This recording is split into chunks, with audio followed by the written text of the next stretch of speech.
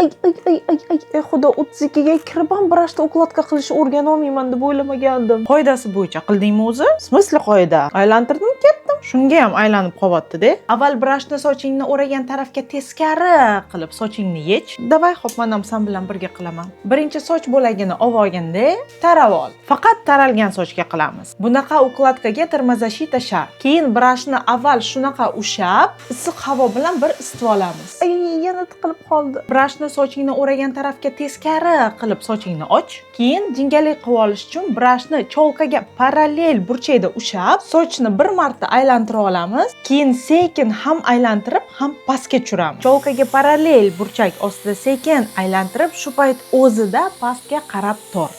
Parallel burchakda qo'yib, bir marta aylantirib olib.